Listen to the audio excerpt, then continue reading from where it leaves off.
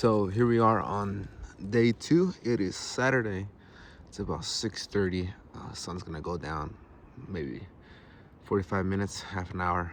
I already ate my main meal of the day. I may or may not use the snack. Just depends. I probably am gonna use the snack eventually, but I feel good right now. Don't need it right now. Um, packed everything away, and yeah, I just wanted to check in because this is one thing that is very noticeable in me. Um, when I first came here, my thoughts were all jumbled. Um, so, for instance, I'd be driving, and then I think about, oh, what about this? Oh, what about that? Oh, what about this? And different problems, different, like, whether it be with social media or whether it be with my house or whether it be with, different relationships that I may have. They were all just jumbled. There's different anxieties, I guess, just different worries. Um, and coming out here, no internet, can't even, say if I have a question, hey, like you just Google it, you know what I mean? But you can't Google it if there's no reception. So like any question I have to wait until I get back into the city where I get reception so I could ask the question. But just with that, because the silence becomes deafening. Where, yeah, of course, you got like a little bit of breeze and stuff like that, but you don't hear cars buying. I haven't heard at least any animals. I haven't seen any animals up close over here, which is good, I guess. But yeah. So since there's no one here to talk to, you just kind of like it's just silent because you're not listening to music because there's no reception, and so finally I was just sick. I was just sick of it, and then I was like, you know what? I'm just gonna talk to God. But like out loud, not just talk to him in my head. Like I actually was just walking around the campsite talking to him as if he was standing right next to me. And it may sound crazy, but that's the best conversation I ever had. It was all just I was asking him questions, and then the idea would pop into my head. So for instance, I should ask, this is just an example, like well, what should I eat? God, what should I eat? And then yeah, I just had me a delicious meal. I had me a real good meal. I ate it while I was speaking with him, just different things, just talking to him, like the most nonchalant, the most small little minuscule things. And then what I realized was, wow, I've never had an actual conversation with God. And this is coming from someone who visited the seminary because he wanted to be a priest. Here I was thinking, like, okay, like I'm pretty good in my spiritual life. I'm pretty good in praying and stuff like that. But I was praying to him. I guess with respect and honor and stuff like that, but not like a father. I wasn't like, hey God, what should I do today? In terms of like something enjoyable, like something recreation. In difficult situations, I've always, asked him. But in terms of things where it's kind of my decision, like I don't ask him. And then, well, one, because I didn't think he would respond. I thought God was kind of like, how like say you go to the DMV and you send the DMV to no, sorry, you send the email to the DMV. You're not expecting them to respond instantly, and that's kind of like how I view God. I was like, I honestly didn't realize how he answers prayers. I didn't know what exactly a grace felt like, but it's very simple. I ask him a question, and then the first thought that comes into my head, that's what I receive as the answer. Of course, I'm not talking about big theological questions. That's not what I'm talking about. I'm not like, hey Lord, so how can you be three divine persons but also the same being? That's not what I'm asking. I'm not talking about stuff like that. I'm talking about things like, hey Lord, should I do X, Y, or Z? Like just small things, like small things. And then I get an answer. Like I'm talking about questions where only God would know. Let me give you an example. So right now, I'm currently single. We broke up about, I don't know, 2-3 weeks ago. And so I thought she was gonna be my wife, but it turned out that she wasn't. So I don't know where my wife is right now. I don't know if I'm gonna have a wife. I don't know if I'm supposed to become a priest. I really don't think so, because I did discern that, and I discerned it pretty hard, and I believe the answer is no. But who would know where my wife is? Tell me one human being that would know. None of them. Only God would know. Only He would know, because He's the one that's ordaining these things to happen. And so there's not a human on this planet who can answer that question except God. Yeah, I've never asked Him. I've never asked Him. And then that kind of just blew my mind. Here I am, like, okay, how am I gonna find my wife? This is the best odds that I gotta do. Like, I gotta go here. Like, I gotta talk to these people. You know what I mean? Instead of just asking Him, like, hey, God, what should I do? Where should I go? And like that was one thing that really hit me, that I realized, like, I don't ask Him these questions. Like, and that's what I mean by asking Him questions that only He would know. When it comes down to things of morality and stuff like that, I'm not like, hey, God, are the 10 commandments? No. The church has spoken already on those subjects, and I don't need to reinterpret them for myself. Those are just clear-cut things. I'm talking more about things where there is no right or wrong answer, like the whole wife thing. Like, the church is not going to be like, oh, thou must find your wife here. That's not how it works. That's what I'm talking about. That type of stuff, not other, like, that criteria has to fit that criteria. But yeah, I mean, this is just fantastic. Like, I'm having a great time out here, not even doing anything. I'm about to read a little more. I'm about to write a little more. Yeah, it's just been time for, like, self-reflection and stuff like that. And yeah, I'm excited. This is the second day I'm out here. I'm gonna be out here one more week. So today is Saturday, and then I'm gonna leave next Sunday. Don't necessarily know how I'm gonna shower or anything like that. Probably not gonna shower, but yeah, that's the deal. Here we are, Sunday morning. Just went to mass. Nothing really remarkable about mass. It was a small church. There was only maybe like 10 people outside of the priest at most. But it was a good homily. It was the first Sunday mass in Lent. So glad I went. Glad I made time to go. It was a great way to start the morning.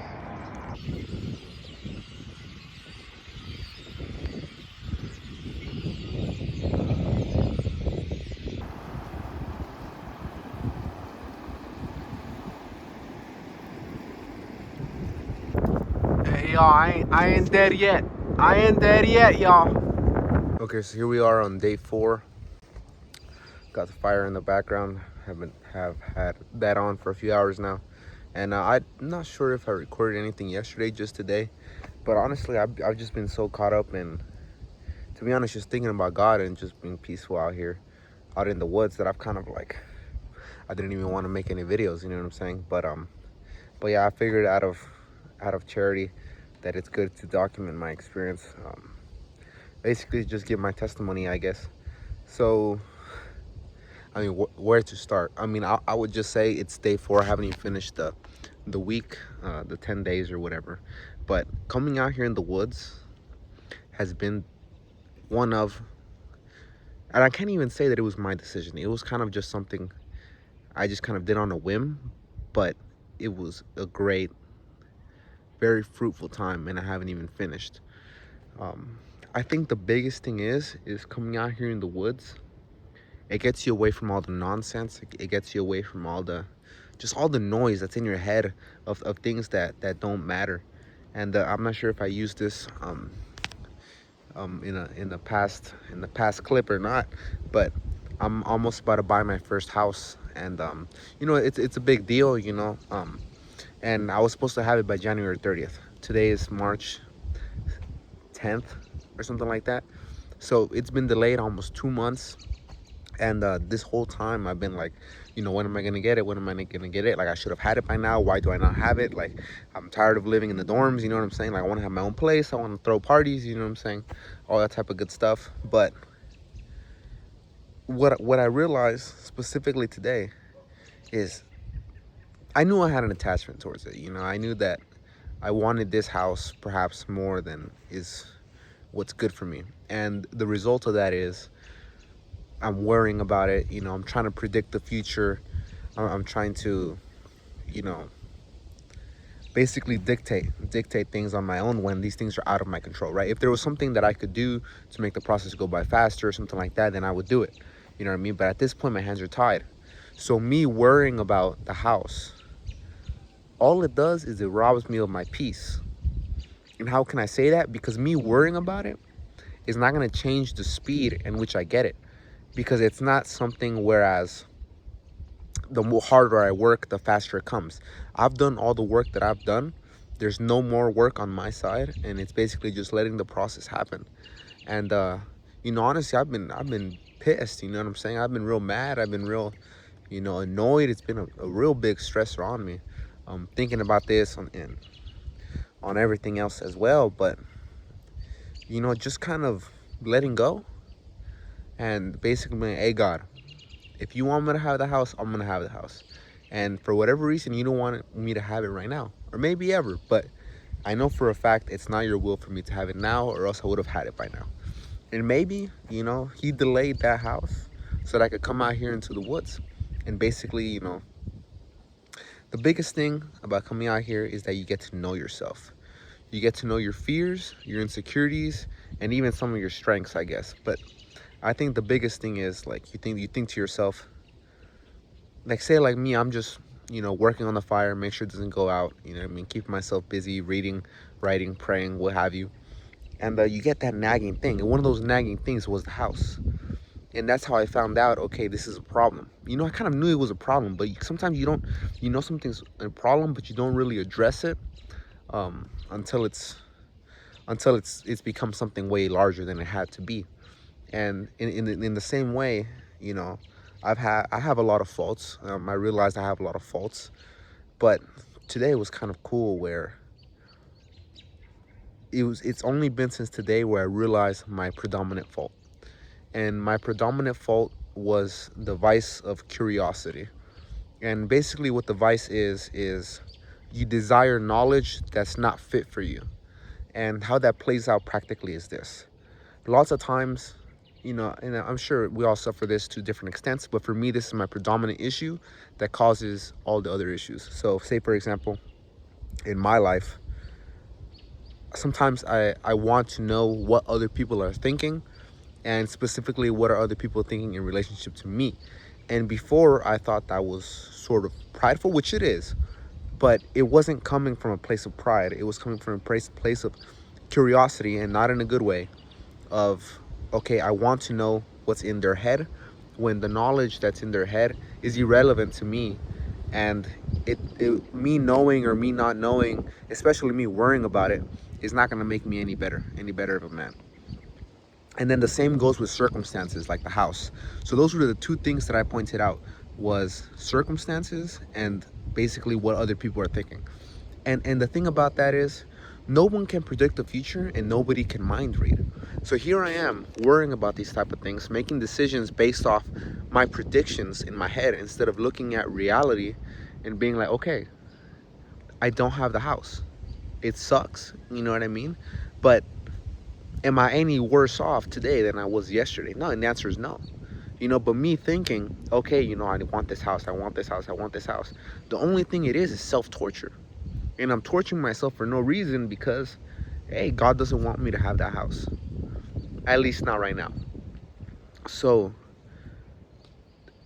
that was just a real brief synopsis. I could tell you the amount of peace that I've been in, specifically in the last few hours, has just been incredible because yeah, I think the big things are charity, which is the love of God, and how that plays out practically is the love of His will.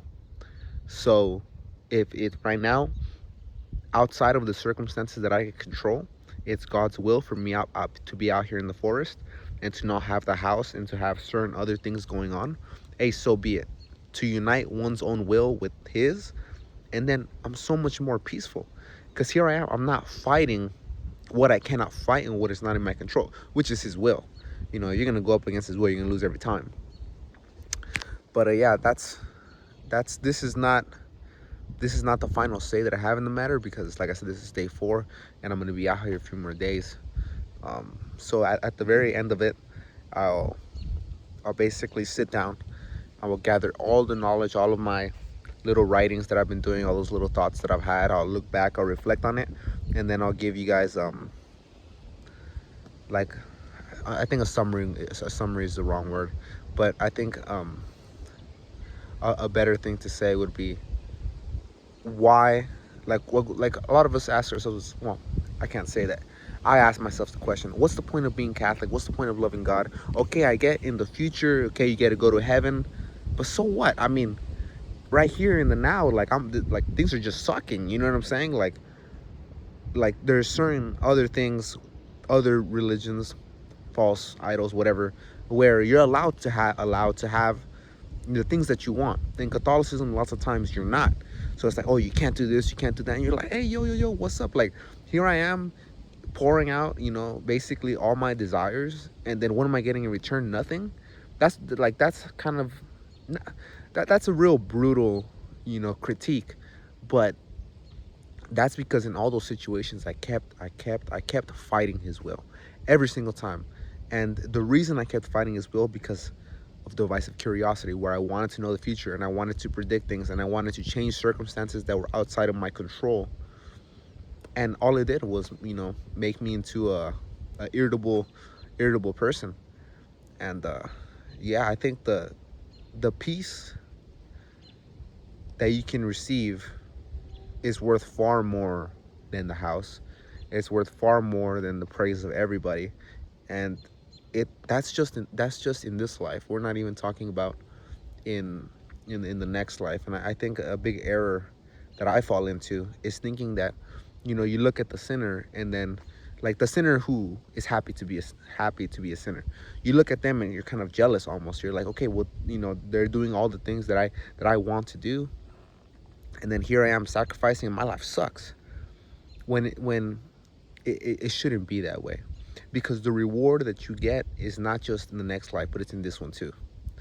And that's all I got to say about that, at least for today. And I'll check in with you guys tomorrow.